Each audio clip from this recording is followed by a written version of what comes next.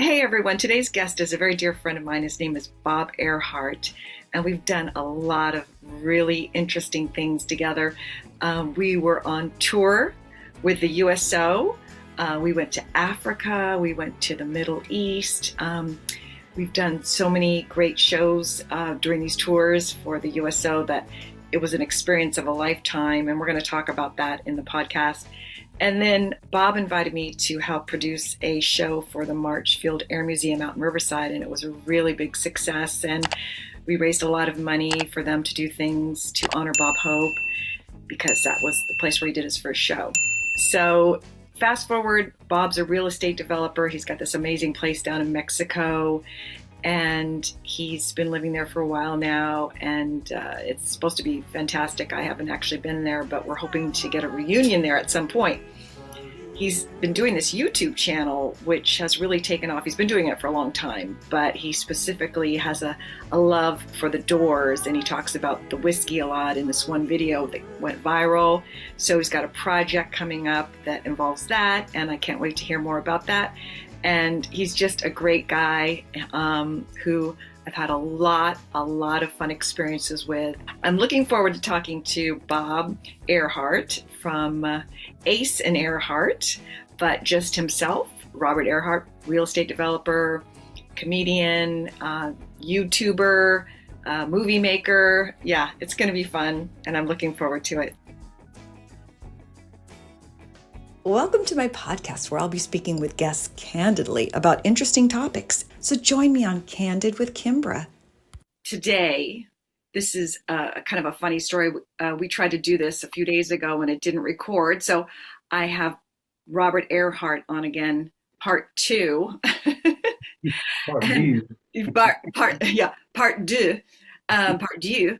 Anyway, so Bob is a dear friend of mine, and we go back way back because some of you may know that I've done these USO tours in the past, which were technically the Department of Defense, as we discussed earlier, right?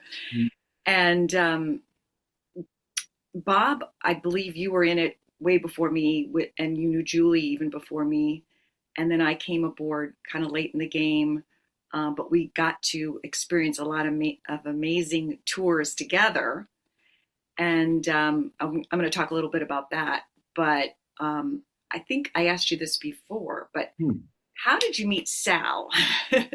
Right. You don't need to rehash the whole thing, but I would like to know how you met him. Yeah, well, I was in college and I needed a humanities class, whereas Sal, Ace, has been an actor all through school, through junior high, high school, Mr. Drama. And by the way, I got to preface this by saying Bob is part of a comedy duo called Ace and Airhart, right? That's correct. Yeah, Ace and Airhart. I forgot to say that. So that I'm asking him how he met Sal because they opened for us on one of our tours, which we'll get to in a minute. But so you met him 2 tours, right? Yeah. So you met him in school? Is that what in college? Yeah. And we were given the assignment to learn who's on first. Right. And so we did, and we thought it was okay, but it did really well. And we got invited to do this, and then Rotary Club and Kiwanis and that kind of thing. And then we were doing Pippin at the Pasadena Playhouse. And we were asked to go to the Rose Bowl on the weekend and try to work up some business for the show. They had a flea market, the Rose Bowl Flea Market by R.G. Canning Incorporated. And so we were out there working the line, and one day a guy in a golf cart with a bunch of security came up and said, "What the hell are you doing?" And we told him exactly what we were doing, and we didn't exactly tell him because we were mimes, but we explained what was up, and he offered us $100 each to come back every week and do little vignettes for the line. And that's kind of how we got our start. And then one night, a Friday night, we were invited to do a USO show on the battleship New Jersey the next day. And so we took it, and they asked us to do 20 minutes. All we had was who's on first, 5 minutes.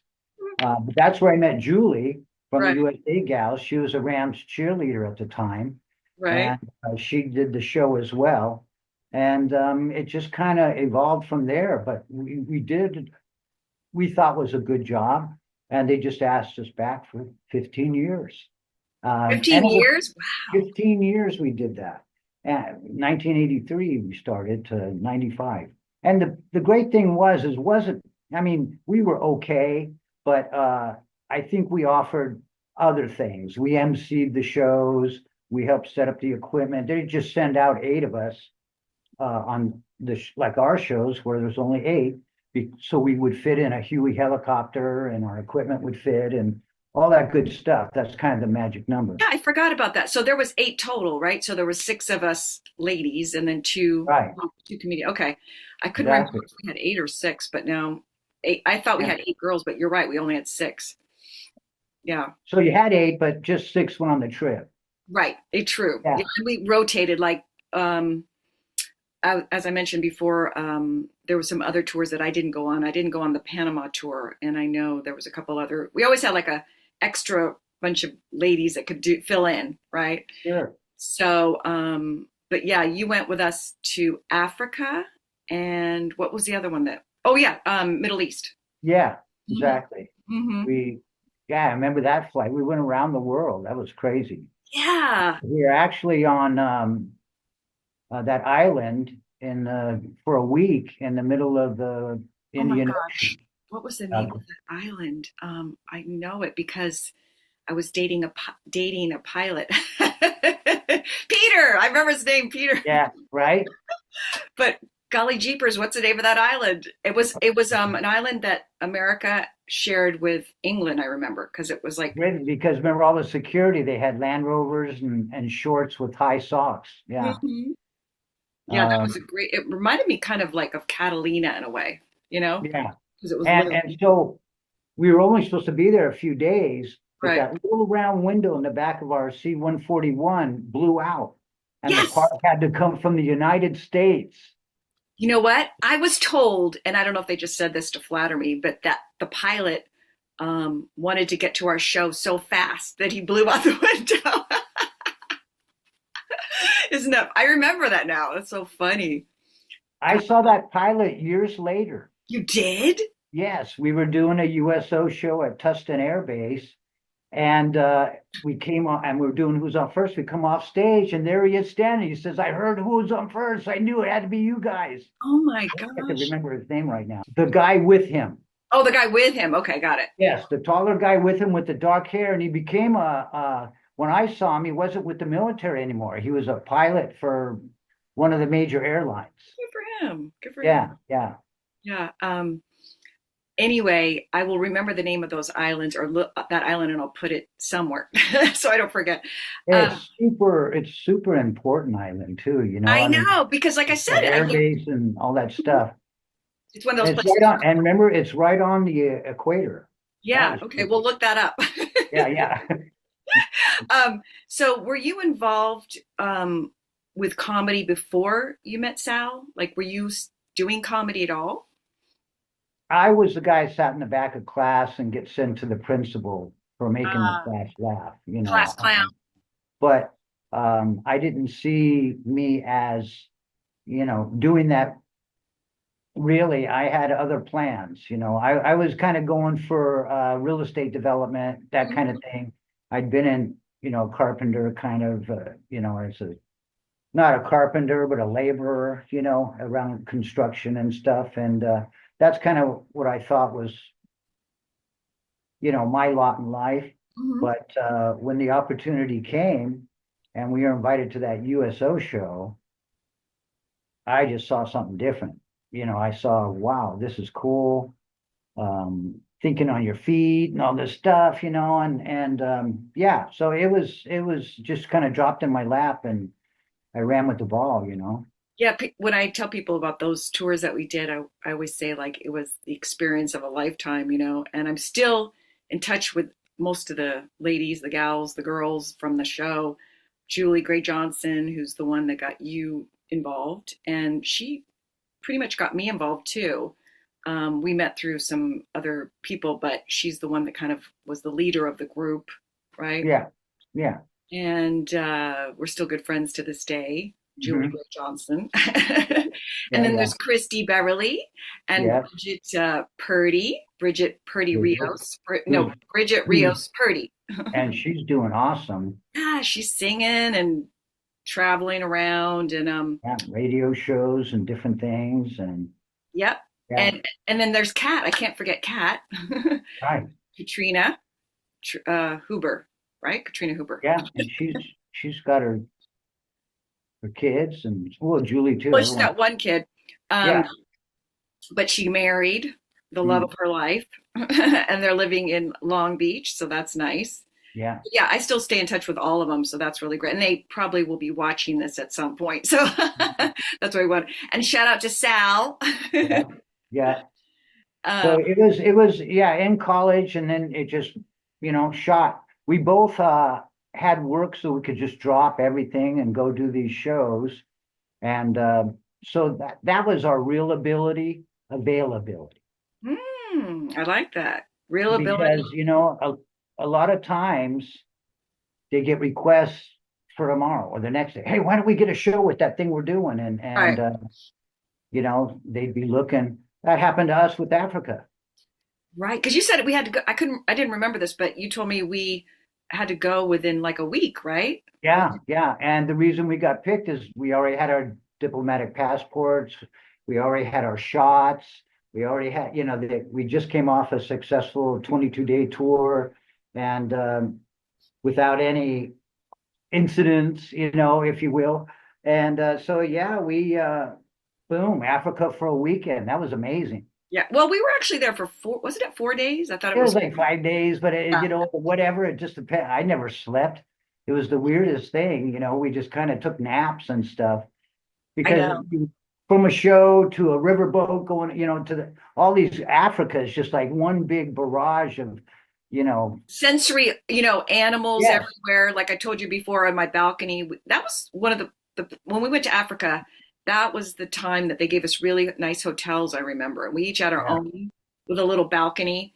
And I told you there was monkeys out on the balcony. I was just like, what am I, Lion mhm, Country Safari? It's like, yeah, yeah. It was no, it was beautiful there. In fact, a monkey came down. We were eating breakfast in the area there outside, and a monkey came down with a little teeny monkey on her, her baby or whatever oh, on her cute. shoulder, Yeah.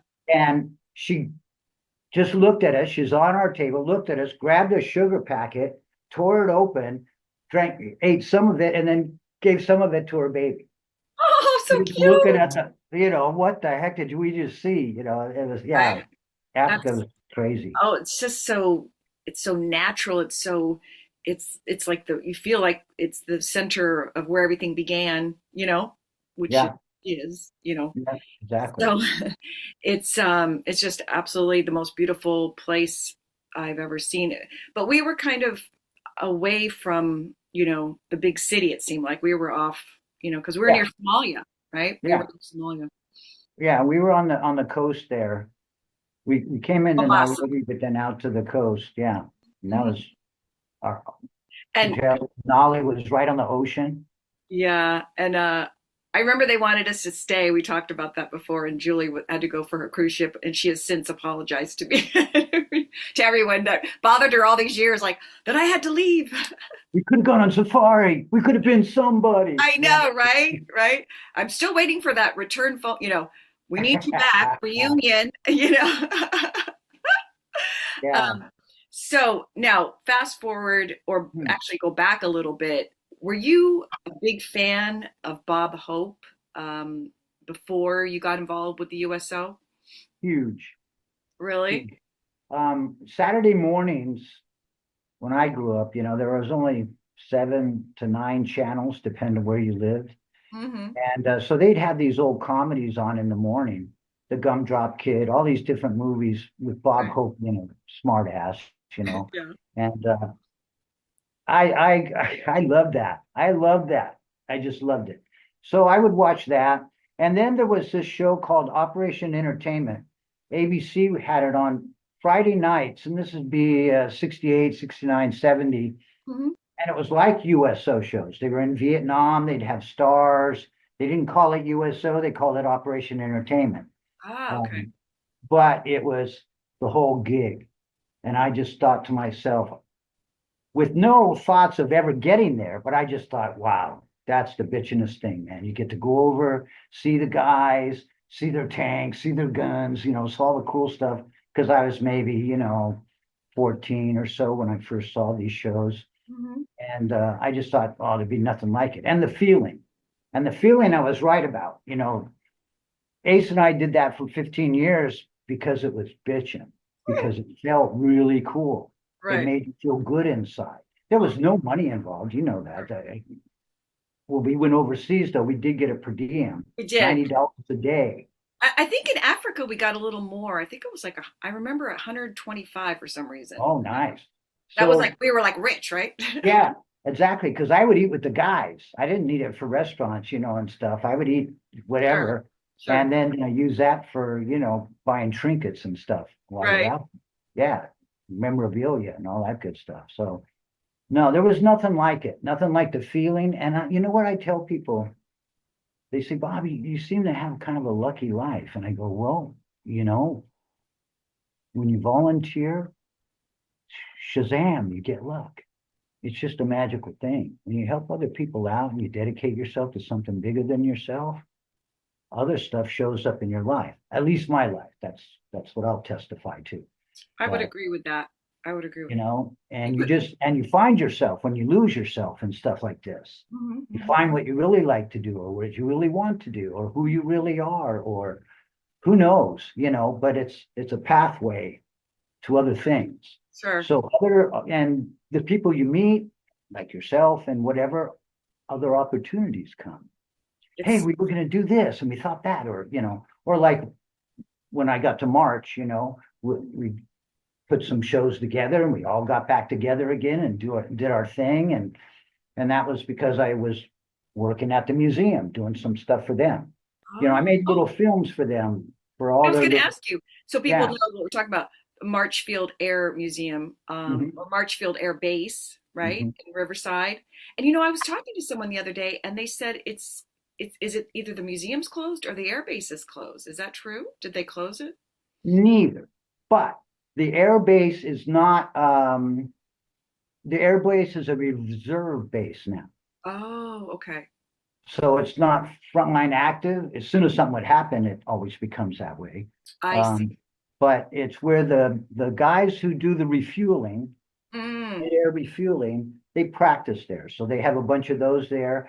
And also drones Oh, are actually drones that would be over the Middle East, like ISIS and all that stuff. sure.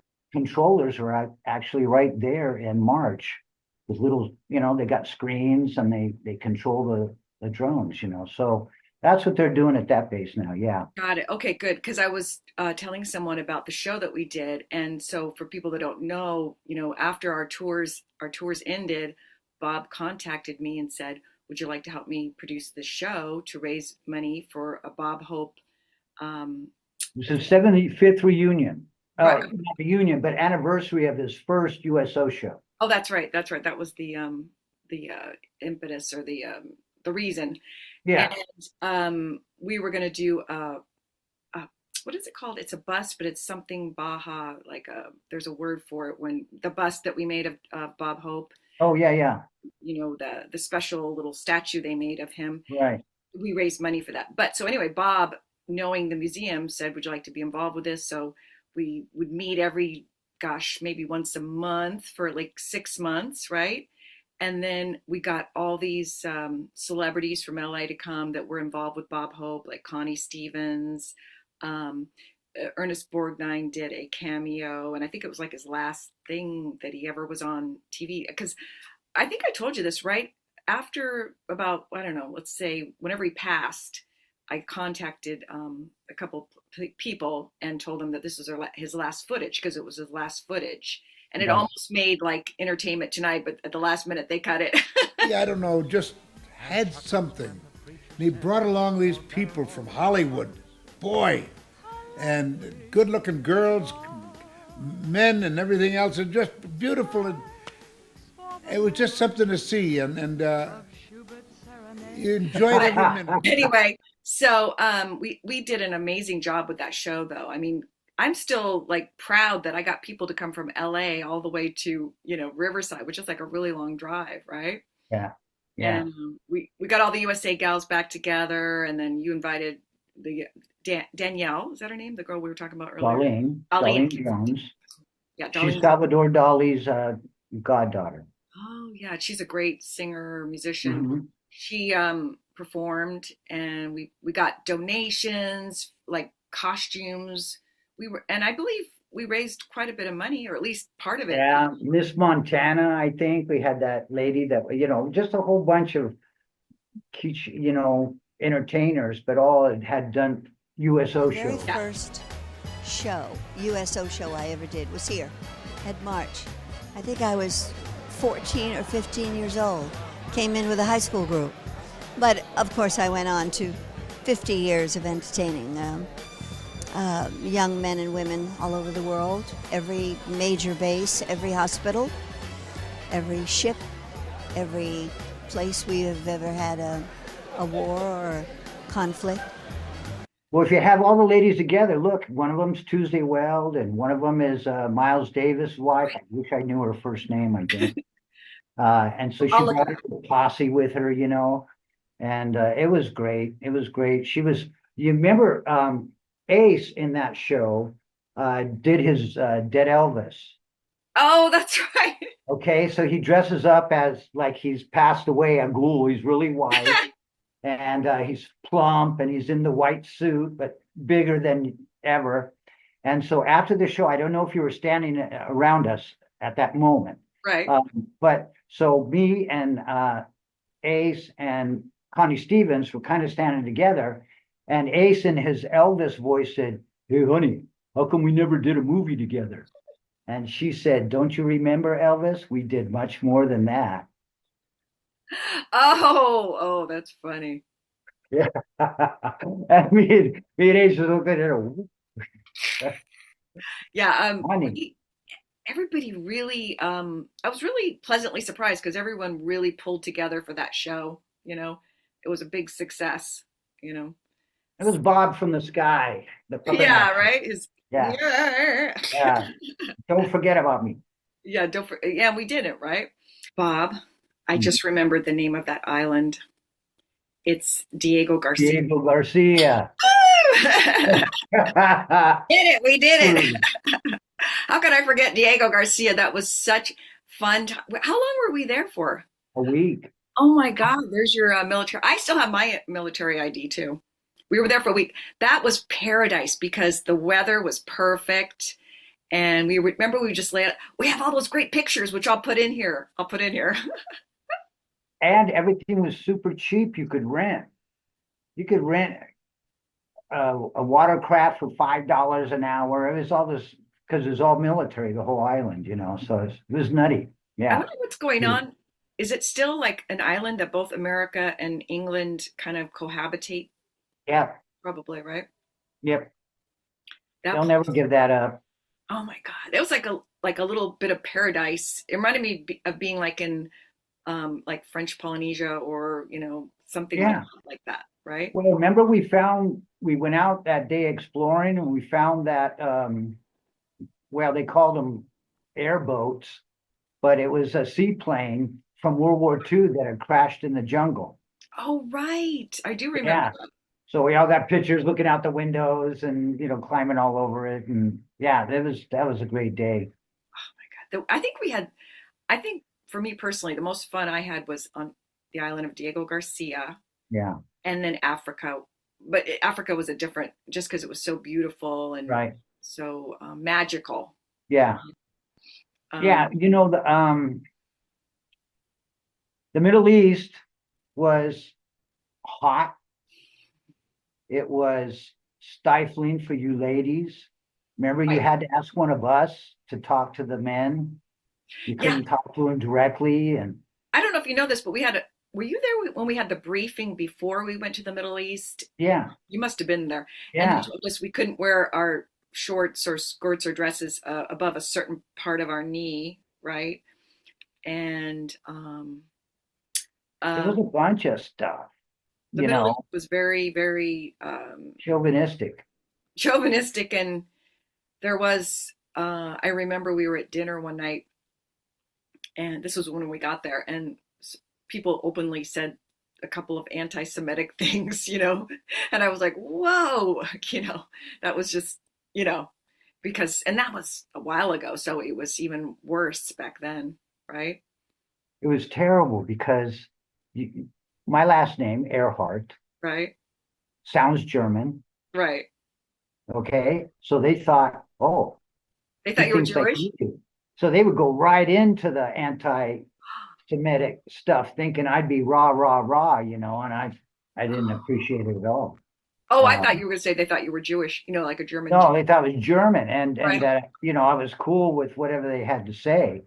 And my business partner, David Botfeld, he's a Jewish boy and we've Yeah, been together for years and, kind of sucked, but I know it was weird because here I was, and I was really young too, so I was kind of just, I didn't, I wouldn't have been as probably courageous, even if I could, I just felt like I just kept my mouth shut. You know what I mean? yeah, we were their guests, and we didn't know the lay of the land and a war's going on. And, so Right. yeah, sometimes you just let one thing go in, out is best.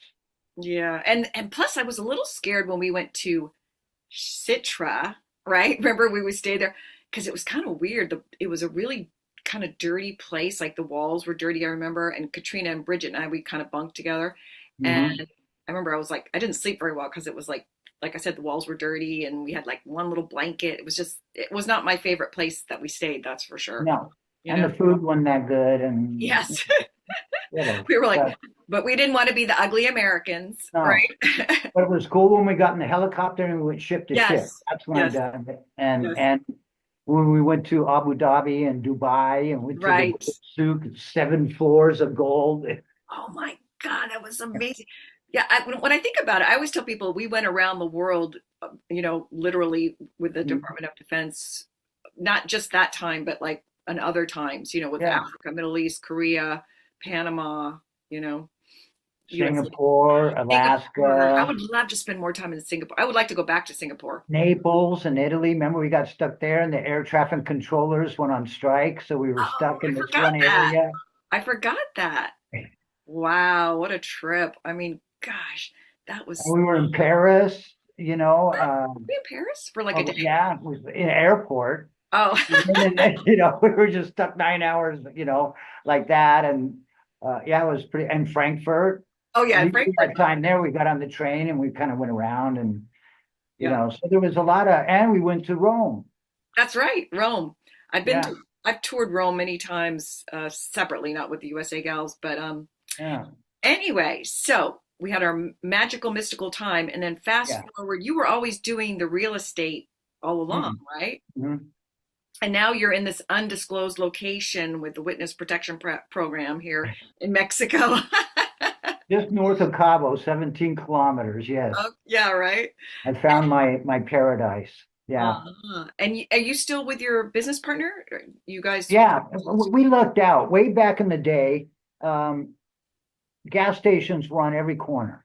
Right. And the Supreme Court said that they had a monopoly. And so the gas stations had to give up a whole bunch of the oil companies had to give up gas stations. Hmm.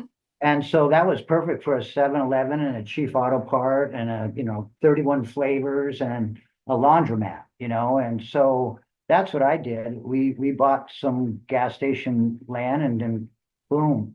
I kind of knew I had a mentor and we had done a bunch of those little centers. And so that's what we did first. And then we did Edwards Theater and just kind of, Oh, you marched did along. an Edwards Theater there? There's an, Mhm, mhm. oh, I In love Edwards Corona. Theater. Mhm.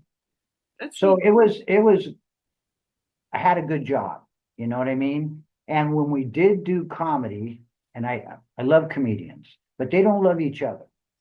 Really? And Is so that true? when you're at the Laugh Factory or whatever, and you're on stage, they're all back at the bar seeing shit. It's, right. Saying shh about each other. Yeah, saying stuff, making themselves laugh. Let's put it that way. Right, And right. so it's not a real It's not a loving, it's not a loving environment. it was nothing like at the USO shows. Right. We were all there for each other as players, and we'd even mix together and think of some stuff to do during the show because we had space to fill. Someone didn't show up or whatever, and it was all real positive. And then you go out to try to make a living at it, and I get no kick from champagne. It was just not really what I was looking for in life. It was very negative, very negative. So we just did our 15 years, and then after that, we'd get invited to certain things, usually charity stuff, and we'd do our thing. But that's how it went for us. You only have one life, and if you want to have a bunch of negativity, boy, become a comedian, and they're all drinking, and you're up your last sets at 1 o'clock in the morning or right. It's whatever. It's a little bit of a hard life for sure. It's a tough life, and until they get a sitcom with some royalties, it's a tough life. Yeah. And now you can't even be a comedian, really. Most of our because stuff that we wrote back then, we couldn't do. Oh, I see what you're Our saying. safe piece is Who's on First. Yeah. Everything else doesn't really fly in this world anymore. Environment, yeah, it's tough. You got to be, there's a few comedians that say a lot of stuff. They're so big, Chris Rock or whatever. Dave Chappelle. Good luck canceling them. Okay. Right. But everyone else coming up, man, you say one thing and that's true. Good point. Yeah. Because you're racist or you're this or you're that. Or homophobe or whatever. Yeah. Well, in the 20th century, we bagged on everything. It was all open season. True. People went to jail to give us that right. Right. Like the Lenny Bruces and stuff. Yes. Right? Yes. So no one would think to silence a comedian.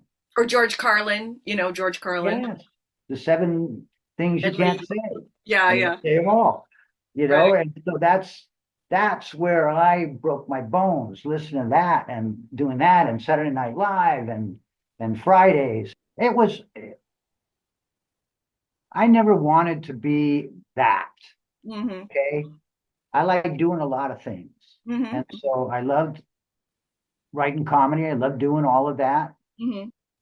I love real estate development because it's creating too, especially down here in Mexico. And it's a whole thing, the language, everything, learning, getting your way through. And I like that, so just like my time in Africa, 8 years of administrating, that Bill Gates, Melissa Gates.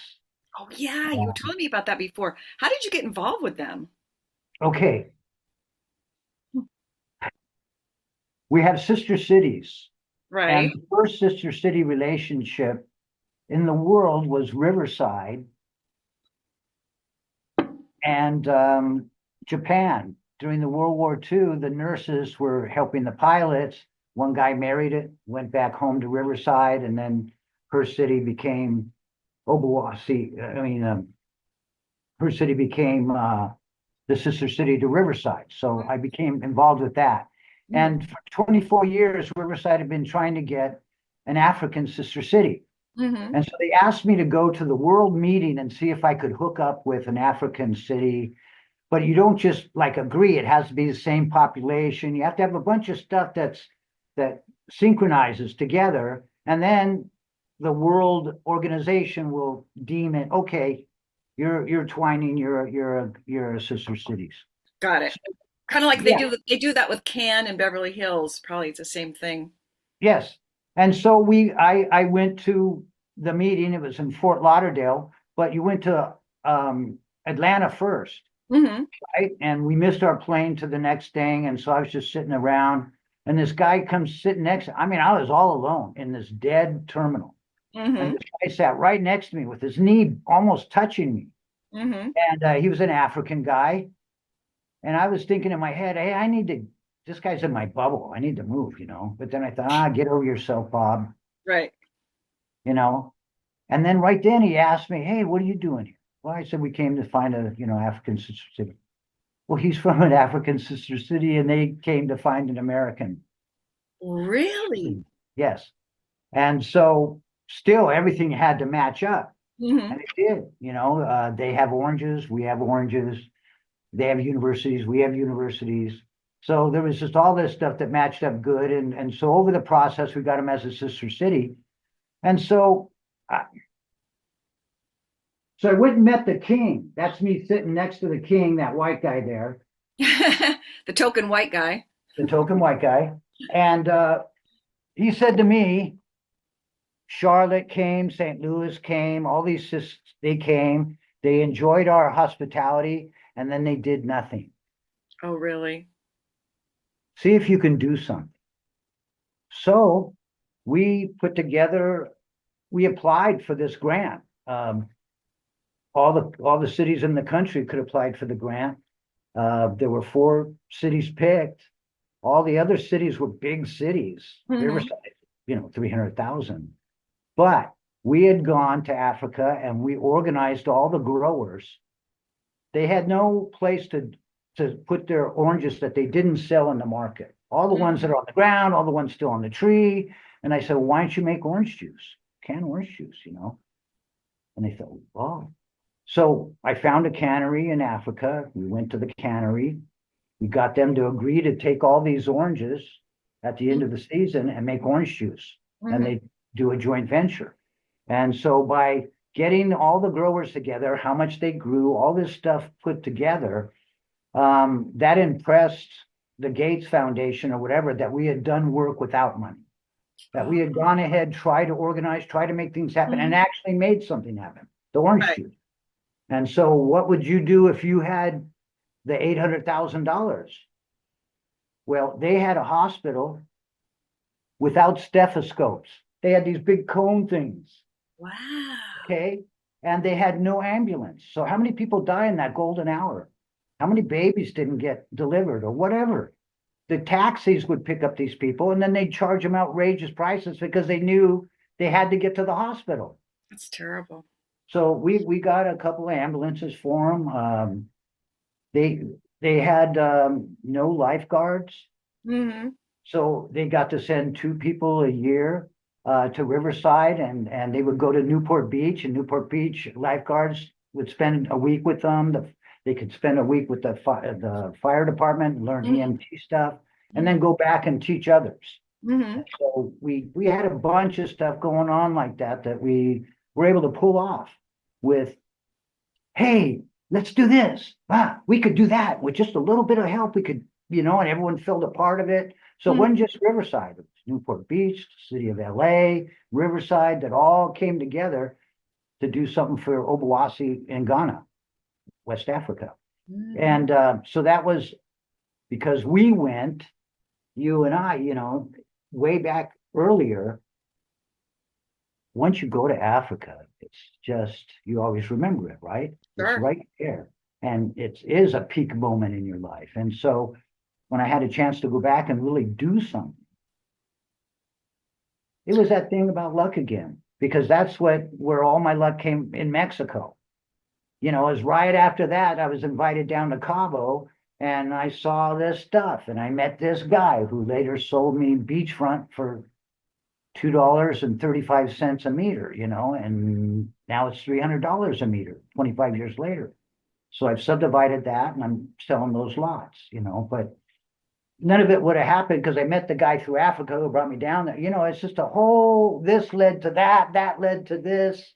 Synchronicity, yeah. Whatever you want to say. Yeah. And, you're on this carousel of life and you just look for that golden ring, to reach out and grab when it's your turn, and sometimes you have to lean way off the horse. Sure. But it's achievable, if you're always keeping your eyes open and believe you can do anything, So I didn't succeed at everything I tried to do, but when I saw the opportunity, I ran with the ball and tried to do my thing. Sure. So you accomplished a lot, though. You accomplished a lot. it's all luck, Mm-hmm. but luck is the residue of desire, you know. Mm-hmm. Mm-hmm. True, that's a good point. Now, I want to talk about your YouTube channel Hmm. because we talked about it briefly before, but you had this great story about this actor guy who was, so I know you started it because you were kind of editing little movies for your kids, right? Our USO adventures were Mm-hmm. some of my first ones where I just put all those films together and kind of made little concise things about different things. And and one day I decided to do one on the Whiskey a Go-Go, and it just blew up. It blew up, and I thought, wow, there's a lot of Doors fans out there, you know. Because you were And making a video about, or a little mini short movie about the Doors, or just some music of theirs, or what? what it was, you know, they became the house band of the Whiskey a Go-Go, Mm-hmm. right next door to London Fog, a little teeny club. But the girl who picked who found bands for the Whiskey a Go-Go Mm-hmm. went over there and she kind of fell in love with Jim Morrison, you know, or at least his looks. Right. So she got him over there at the Whiskey. And so there's in this video, the Doors are talking about their experiences there, or at least three of them, Mm-hmm. you know, had passed away. But Sure. they, and it was stuff that people, you know, hadn't heard before, and the inside stuff. And the owner was kind of you know, a character in himself. The owner of the whiskey. Yeah. And yeah, he was actually a mobster from Chicago and had all this crazy history. Sure. And he had gone to Paris and he saw a place called the Whiskey a Go-Go. And that's why he came back Oh, I and didn't did know that. Whiskey a Go, and he thought it would do great. Yeah. Did I So, tell you little funny story? Did I tell you I read that uh-huh. I'm a big fan of Linda Ronstadt's, and I read where she opened for them like in the beginning of her career, and she was like, "They're a great band if they could just get a new lead singer." That's what she said, and she was like, "Boy, was I wrong." Well, you know, when he first started, he would face the band. He'd have his Yes, back to I the heard about that. audience. Yeah. And it took him a while. Actually, they went to New York and they got some you know, gigs that went on for weeks. And he found himself in New York, if you will, on Sure. stage. And the rest was history. Yeah, you know. Poor guy, man. He was so good looking, and then he got so bloated from that alcohol, you know? Well, you know, he was tested as a genius. He was a genius, I know. I knew he was really and wanted to be a poet. good. Hmm. And so after the band blew up, let's say 68 was like the peak year of, you know, he wanted to be the poet again. Hmm. And so, and he did the looks and stuff. That's why he gained the weight. And Hmm. that's why he grew the beard. He was trying to morph into this other being. And then he went to Hemingway, you know, path, going to Paris and what have you, where a lot of the great poets, you know, before him were. The And expats. yeah. And so you know, that was, it just, you know, He imploded on himself. some think that, some think he was murdered. There's many different thoughts, you know, about what happened and many witnesses to what happened, if you will, but that are discounted or whatever. It's very interesting. Hmm. There's a great movie in what really happened there. I'll tell you that. Yeah, well, that's true. That's true. So you were doing this video about the Doors, the Whiskey a Go Go, and it went kind of viral, did it? Yeah, it did really well. It's got over, you know, 1 million views and such. And I thought, what Oh, the I heck didn't is know that. that? You know, That's so great. yeah, so I started I do lots of different videos, but I started doing a lot of Doors videos. They were my favorite band growing up. We didn't call it homeless. I was liberated when I was 17. And so I finished high school. You were house free. Yeah, I was. And I managed a miniature golf course and I lived in the utility closet. and went to school, and it was great. Had a A&W right next to me and a Jack in the Box, and life was perfect. You were in my first heaven. game. Yeah. So, it was fantastic for me. And so through the channel, I got to meet lots of different people. There's lots of Doors fans all over this world. Uh, Less than 50% of my subscribers are from the United States. Hmm. They're everywhere. Doors fans are everywhere, and it's just crazy. So one of these fans is from Liverpool, and he's an Mm. actor named Stephen Walter. I wouldn't say fan. He's a Doors fan, yes. Right. But he watched my films and he critiqued each and every one. Long critiques, fabulous. But you didn't know who he was in the beginning, right? No, he was called Wordsmith, and I just, he set the bar high because how do I live up to these reviews? And so each one I would, okay, before I sent it off, I made sure I'd done everything I could with this one, little babies I'm sending out into the world. Right. And so at one point, maybe 5 years after, he mentioned who he was. We started talking on email, and I asked him questions, and he's Stephen Walters. I didn't know that Wow. name. He's an actor, and he played Angus Moore in Outlander, Mm. and he was one of the bad guys in a Batman movie. And he's a great. I don't want to say great character actor because that sounds like it limits him, but Right. he'll do Manson. He does way He's got a out. lot. He's got a lot of uh, range. He's got a lot of He range. can, yes, that's it. That's the way to put it. He's amazing. And the way he writes is amazing. He just finished a novel and he's got a BBC thing going on, and just always has stuff going on. But we've talked about doing a film, and we were going to do a Doors film in Mexico because the Doors went to Mexico when they could no longer play in the United States after the Miami thing. And he told me one day he's got a pitch for me, and I thought it was about that, but actually it's a sentimental journey about a guy going from Cabo in a '67 van, taking his wife's ashes to the Whiskey A Go Go, where they met, Ooh, seeing the Doors, right. and so we're working on that film now, and it's Awesome. just amazing. Again, 15 years of doing the channel, Sure. 1,300 films, but this was all, I loved it. I love every minute. I love talking to the people who love the Doors and philosophizing about all of it. And it just did great things for What's the my name of your channel again? Air Baja, Airbaja. Okay, and I'll put it below the YouTube, Yeah. below our video. Yeah.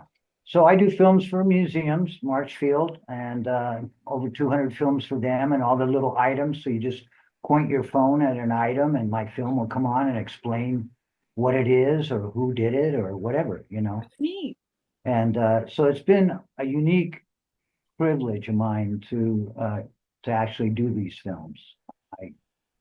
I love it. I absolutely love it. And That's so awesome. yeah, Stephen Walters and I, we're going to be doing something, and it's amazing. There's also a guy named Andrew Cole. Andrew Cole had his house. He's a singer. He had some hits actually way back in the day, but now he tours and he does a lot of Jim Morrison stuff. He does the poetry and sings the songs and other songs too. But I saw him in Mexico twice, and I've talked to him about being in the film, and so he's going to be in the film. And his house though got burned down. He's Pacific Palisades guy. Yeah. And but I'll be seeing him next Friday. He's coming down here. Oh, So awesome. things are, sort of coming together as they do in my little sphere, and I'm stoked about it. I've been Yeah, I'm so super happy for you, lucky. Bob. And I told you I want to be someone that works at the whiskey, Right. Oh, don't worry. Well, gotta write me a little part in there. You're like perfect. Yeah. I can do It's that funny, 60s thing. I went to the Whiskey A Go Go in October to see Robbie Krieger, Oh, you the did? guitar player of the Doors, play. Right. And Andrew Cole was the singer for uh, Roadhouse Blues, that Okay. song. Okay. Um, and I'm standing next, before it started, I'm standing next to a tall woman, and she kind of looks like Sigourney Weaver. It's not Okay. Sigourney, Right. right? Uh, but it looks like her. And so I wanted to get her attention to talk to her, but without being like everybody else in that place, you know? And so I was talking to Ace, and I go, "Hey, Ace, you want to do some trivia?" Yeah, he goes, "What?" I go, "What was the first name of Sigourney Weaver when she was in Aliens?" Yeah. Riley, what was Ripley's first name? And Hmm. he's thinking, and he's thinking. And so I see this girl starting to look. And I said, "You want to play? Do you know what her first name was?" She says, "Ellen." I go, "You're right." And she goes, "Well, I only know because people think I'm Sigourney Weaver all the time." So that we started talking. But she had actually been Jackson Brown's girlfriend, and she'd been in that group. Circle. And she knew David Crosby. And so David Crosby, when he was in the Byrds, were at the Whiskey A Go Go at the same time as Jim Morrison. And Hmm. it's kind of widely known in the rock field that David Crosby hated Jim Morrison. Mm. Okay, but it was because like he'd work on a waitress, and he thought he was going to go out, and then Jim would be walking out with her, or just a lot of little things happened I to heard him. of like other stories about someone else, maybe it was David Crosby, someone else in that era really hated him too. And they'd say, because we'd be having this great time at a party, and then Jim Morrison would come in, and then he'd go out on the street and lay in the middle of the road, and everybody would run out there, you know? He got the attention, Right, right. got all the girls' attention, got, he just broke the mood or changed everything that was going on when he walked in, and so people were somewhat, that way. David Crosby, one day he was on LSD when it was in the Birds, and they're out there, and he was wearing sunglasses. Right. And Jim took the glasses and said, "Quit trying to hide behind those Foster Grants." That was a commercial going on at the time. Who's hiding behind those Foster Right, Grants? right. I'd always be a star. And so he took his glasses and just little things. He'd kind of mess with them. He was The Doors would mess with almost every band that came in uh, with them because they were the house band and they were going to be better than the band that was there as the main band. right, right. So Zappa didn't like him. A lot of guys didn't like him. Yeah, Yeah, he a lot of was guys, didn't like him. he was different. I could see that. I mean, because it also, if a musician had been working really hard and he wasn't a musician per se, because I was, reading that, he didn't play any instruments, but he was a great poet, and he would kind of hum how he wanted to go, and then the band would play Well, it. that's it. He'd remember the words by coming up with music for it. Mm-hmm. Mm-hmm. So you're not a musician. You don't play the songs, but you created the song. Mm-hmm. The other guys jumped in on it, and Sure. Krieg wrote all the hits, like "Light Isn't My that Fire." amazing? Isn't that amazing? Like a guy who's not even a musician and like Light My Fire has been covered by so many different Oh people, yeah. you know? Well, no, "Light My Fire" was the guitar player. Oh, okay. Yeah, the guitar player wrote all the hits. "Love Me Two Times," and Oh, you okay. know, all these, almost all the hits were written by Krieger. Who Krieger? He didn't get electric guitar till he was 17. 2 years later, he's doing the Wow. Light Good My for him. Fire solo. Hmm. Yeah, he's like a prodigy. So they were all great musicians. Um, Ray Manzarek, he played the bass with one hand Hmm. and Hmm. then the melody with the other. Sure, sure. Because they didn't have a bass player. No. Now on the albums they would. Like on LA Woman, they had Oh, I didn't know that. Oh, that's They right. had That's right. Elvis's bass player and great bass player. And their first bass player in the band was a woman, way, way, way back. Oh, Yeah, wow. they They were had a ahead of their girl time. for, Yeah, and so then they just didn't have one on stage. And right. Ray's left hand was the bass player when they played live. I saw this little documentary recently where Jim Morrison was thinking about coming back to LA and he called in and he said, how's the album doing? Exactly. I think it was LA Woman was the big Yeah. hit, right? And he Yeah. was like, they were like, it's a hit, so Yeah. he was thinking about coming back, I believe, Yeah. till all that happened, right? Yeah. Because look, looked into it a lot. And he was by himself most of the time in Paris. Mm-hmm. Pam, his girlfriend, was a heroin addict. And so she'd be asleep all day. He walked around that city all the time. And he'd go into a bar and see people that he thought were Americans. And Right, because he didn't speak French, so he was like, yeah, always clinging or trying to seeking out other Americans. Americans. Yeah. But, And he'd go to the Rock and Roll Circus, which was this bar where people from other countries would go because they'd all heard about it. The Rolling Stones played there and John Lennon played there and sure. different. So it was the place in Paris. So he'd go there a lot and walk around the cafes and, but he was lonely. It wasn't really happening the way he thought it was going to happen. Mm-hmm, So I think I project that he was going to come back. He might not have been the Jim Morrison from before. He might have, maybe they do an album every now and then. They had a contract. They had to crank out 6 albums. Wow. And so they did that in from 67 to 71. Hard to believe, like the albums. condition that they were in, with the drugs and everything, that they were able to do that. And they were all gold. Now they're platinum or whatever the heck, because they still sell millions. They're still very popular. Partly the movie that Oliver Stone did, partly the legend of the 27 Club. Sure. And people will listen to the music, and it's timeless.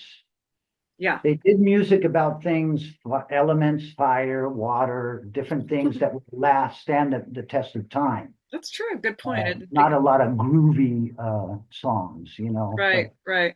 And they were on the dark side, Right. The Birds and all this stuff, and to everything, turn, there's a season. And then you had This Is the End, beautiful thing.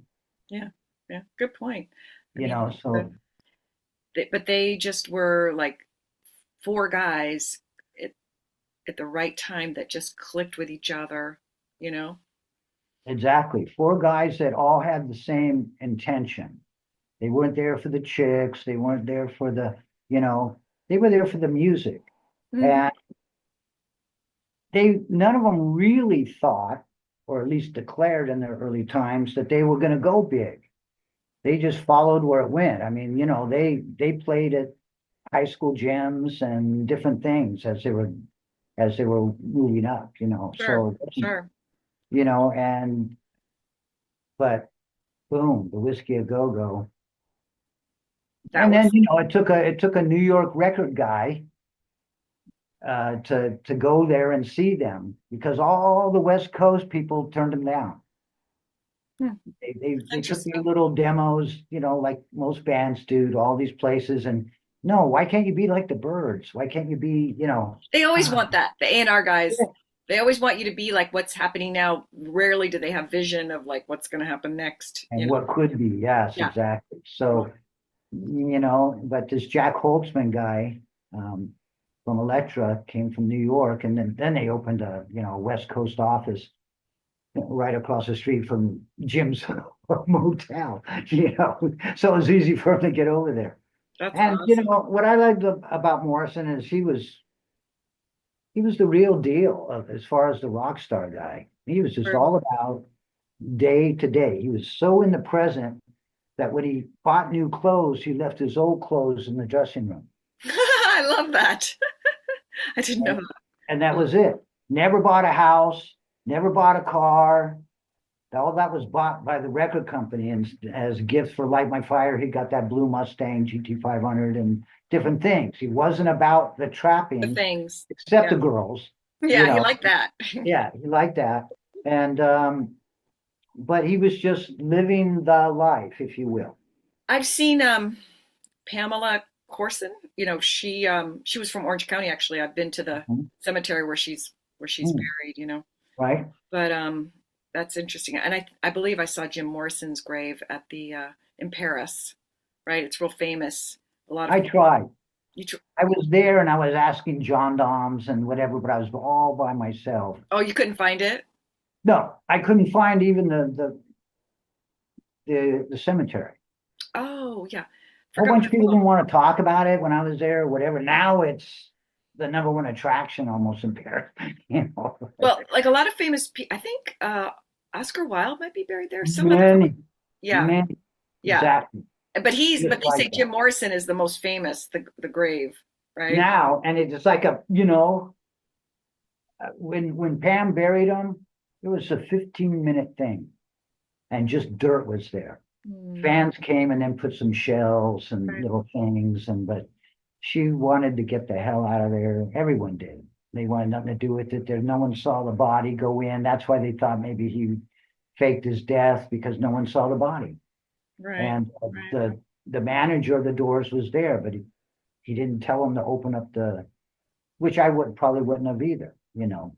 Open it up, open the sea. Like, I know it takes a lot of cojones to do that, right? yeah, yeah, and he probably didn't speak French either. Yeah, right.